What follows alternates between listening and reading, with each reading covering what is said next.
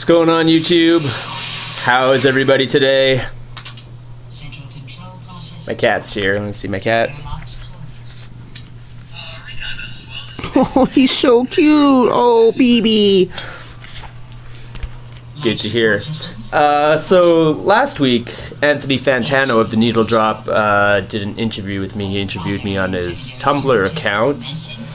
I'm not really the best subject matter for an interview because I'm a little, I don't know. I have trouble answering even the simplest questions, a little slow in the head. But I'll put a link to it in the D-Box because he mentioned in that interview that some people are subbed to me that aren't subbed to him, so that's kind of strange. So I'll put a link to his page, maybe put an annotation somewhere. Just check him out, he's pretty good. Just does editing in his videos, and it's funny to watch. I like him. But anyway, one of the questions he asked me is about music that I listened to when I was a kid, I guess, like music I listened to in my developing years. Discuss that kind of music and stuff like that. I mentioned Beastie Boys and the Deftones, and he was all like, kind of had an unimpressed tone with that, but I don't know. I liked the Beastie Boys back then. It's so awesome. I still sing Sabotage at karaoke, and I fucking light up the place. Anyway, and another one I mentioned too is this game, this record, I don't know why I called it a game, called the Walt Disney Studios Sounds of Outer Space.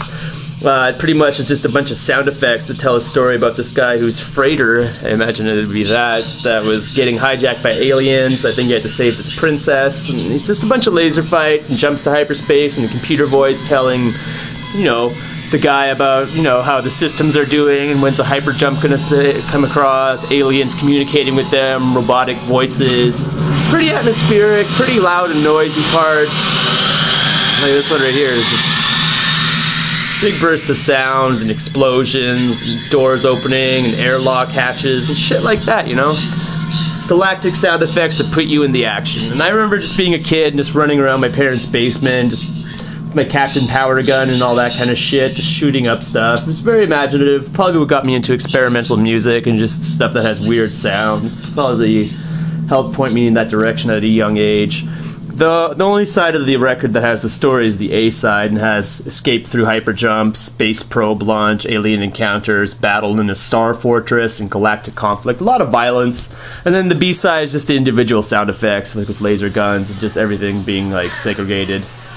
We got some aliens talking here. It's kind of trippy to listen to. It was released in 1981. This isn't the actual copy I had when I was a kid, but it's the same album. I just picked it up at a flea market. I found it in the records there. It was pretty cheap. It was like $5. So I don't know, if you do some digging, you can find it. I could see a lot of DJs wanting to pick up this record just because of the weird samples, or hip-hop producers trying to make some futuristic beats. Probably caught this. Pretty scary alien there.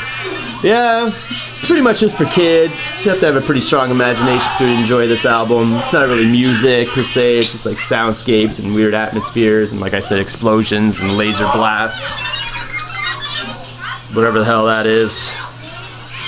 Stimulate children's imaginations. It's produced by a guy named Michael Moraldo and engineered by a guy named Bob Kinsey. I tried to look up some info on them, but I could just find this guy who's running for Senate for the Green Party in the USA, Bob Kinsey, and Michael Moraldo. I don't know, I didn't find anything on him. I tried to see if they did any other records or produced anything else in this vein. But yeah, not a lot of information on it. I did find a blogger who posted a link where you could download the album if you want to actually go check it out. I'll post that down below too, so if you guys want to check out some trippy outer space sounds. There's not actually any sound in outer space. I just thought I should just say that, because there's no air in space, so it's impossible to have sound or explosions either. But kids don't have to know that. You can just lie to them. Kids believe in Santa Claus and all that kind of shit. But I don't know, if you're a pretty big audiophile, like trippy sound effects. Other than that, I can't really recommend it to too many other people. It's some weird sounds, right? Walt Disney Studios, the sounds of outer space. Want to see my other cat? He's just right over there. Ding, sleeping. It's my day off.